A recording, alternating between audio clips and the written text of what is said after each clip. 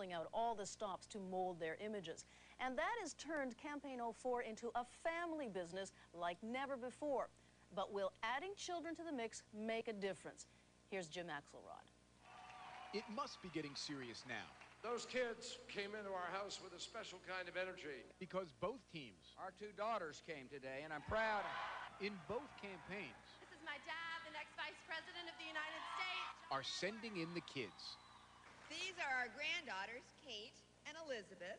Now, most voters will tell you, I don't think they influence me in voting. What this expert on candidates' children says. The conventional wisdom is they do not impact the election. But conventional wisdom is for conventional races, and with battle lines drawn earlier and deeper than usual, and the two campaigns scrounging for every last undecided voter, Doug Wead says, guess again. And in a close race, everything counts, and kids can be big factors in a close race. Children have a way of softening a candidate's image in the ways they need it most. Take Dick Cheney, transformed into the happy grandpa who doesn't care if the kids make a mess. You should see Air Force 2. It's covered with Barbie dolls. Or John Kerry, in the hands of his daughter. Magically, he's not so wooden after all.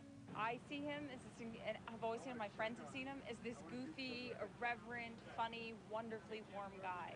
Kids have a way of smoothing the edges of even the toughest critics. Take Norman Mailer and Richard Nixon. No love lost there. Norman Mailer famously said after he observed Julie and Tricia Nixon in public life, said, well, you know, he must have done something right to have two daughters like that. Of course, the older they get, the more the element of risk-reward enters the equation. Take last week when first daughter Jenna Bush was photographed sticking her tongue out at reporters. Although, come to think of it, that may have boosted her image. It's a bit of a high-wire act for the campaign managers. They're glad to have the kids involved. It's also worrisome.